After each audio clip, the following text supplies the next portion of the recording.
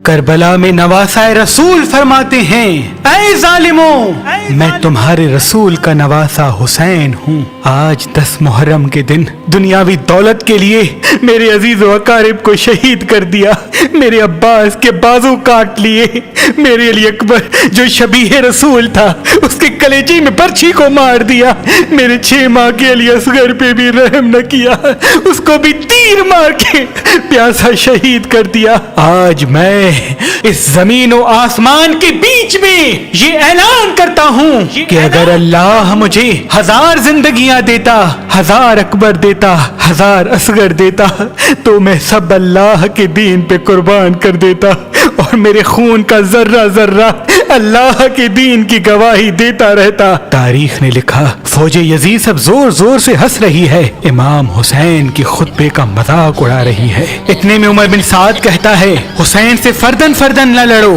کیونکہ یہ علی کا شیر ہے، اور میں نے حسین کی جنگ دیکھی ہوئی ہے، اس کربلا میں کوئی بھی حسین کو ہرا نہیں سکتا۔ 700 کا لشکر حسین کے دائیں طرف سے اور 700 کا لشکر حسین کے بائیں طرف سے اکٹھا حملہ کرے۔ تاریخ نے لکھا، علی کے شیر نے ایسے وار کیا کہ سب کے سب فنار ہو گئے، فوج یزید میں کوہرام برپا ہو گیا۔ جب یزید کے بڑے بڑے بہادر امام حسین کے ایک ہی وار سے فنار ہوتے تھے تو فوج یزید بھاگنا شروع ہو جاتی ہے۔ پھر عمر بن سعد کہتا ہے، اب لشکر سے حسین کو شہید کرنا ممکن نہیں، جاؤ خیموں کو آگ لگا دو۔ بس کچھ ظالم خیام کو آگ لگاتے ہیں اور کچھ ظالم امام حسین علیہ السلام سے دور جا کر دور سے تیر، نیزے اور برچھیاں پھینکتے ہیں۔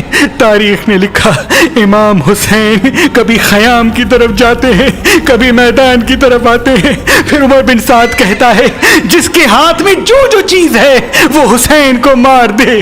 جس کے پاس نیزے تھے اس نے نیزے مارے، جس کے پاس تلواریں تھیں وہ دور سے تلواریں مارتا رہا، جس کے پاس تیر تھے وہ امام حسین کا نشانہ لے کے تیر مارتا رہا۔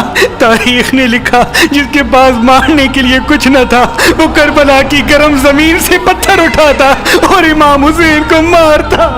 امام حسین علیہ السلام آسمان کو دیکھ کے کہتے ہیں، اے اللہ، اس 3 دن کے پیاسے رسول اللہ کے نواسے کی جنگ دیکھ۔ اتنے میں آواز غیب آتی ہے، اے حسین، تیرا اللہ تجھ سے راضی ہو گیا۔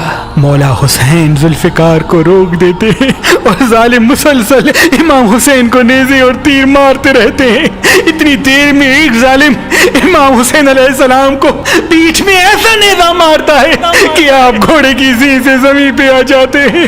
تاریخ نے لکھا، امام حسین کے جسم پر اتنے تیر تھے کہ امام حسین نہ گھوڑے کی زین پہ تھے نہ زمین پہ تھے۔ فوج یزید میں خوشی کا ماحول برپا ہو جاتا ہے، سب زور زور سے کہتے ہیں کہ ہم نے نواسہ رسول کو شہید کر دیا۔ اتنے میں شمر کہے، دیکھ جا رہے ہو، جاؤ حسین کا سر کاٹو۔ جو جو امام حسین کے قریب جاتا تو امام حسین کی آنکھوں میں ان کو رسول اللہ کا چہرہ نظر آتا اور وہ رو کے واپس آ جاتا۔ شمر کہتا ہے، رو کیوں رہے ہو؟ یہ حسین کا سر نہیں بلکہ یہ سوچو کہ اس سر کے وزن جتنا سونا ہمیں یزید دے گا۔ بس قریب آتا ہے اور امام حسین علیہ السلام کے گلے پہ خنجر رکھتا ہے، دیکھتا ہے کہ امام حسین کچھ کہہ رہے ہیں۔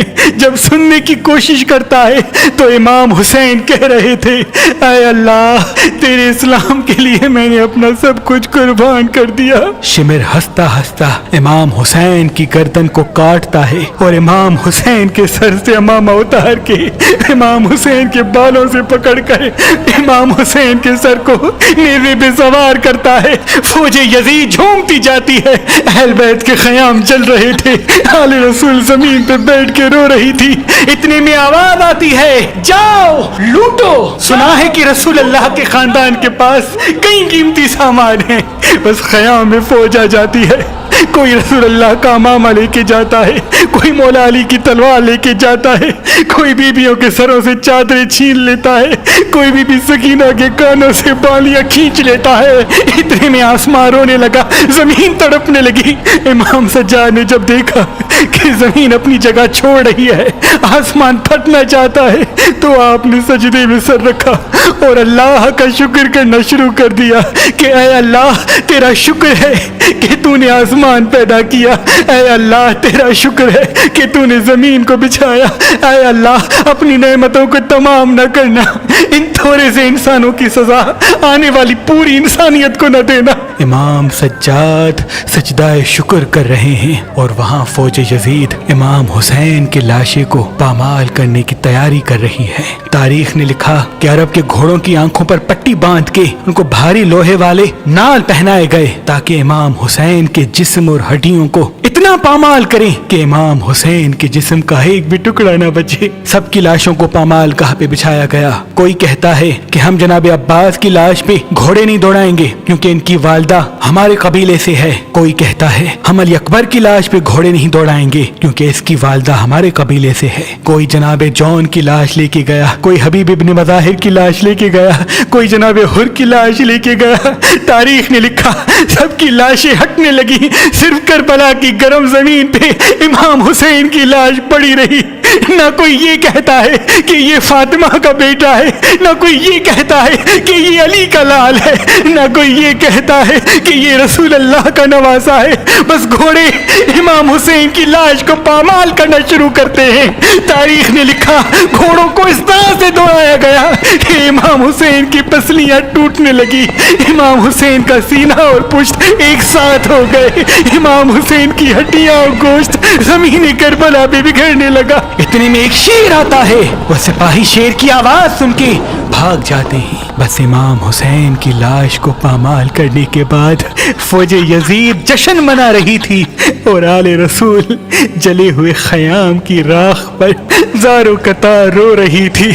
बीबी ज़ैनब कभी अब्बास को याद करके रोती है, कभी अकबर को याद करके रोती है, कभी मासूम अली असगर को याद करके रोती है, तो कभी दूर से अपने भाई के जिस्म के टुकड़ों को देख के अपने नाना रसूल अल्लाह को कहती है, या रसूल अल्लाह आपकी उम्मत ने उस हुसैन के जिस्म को पामाल कर दिया जिसको आप कंधों पे उठा के कहते थे कि ये जन्नत का सरदार है, ये मुझसे है मैं इससे हूँ, ये मुझसे है मैं इससे हूँ, ये मुझसे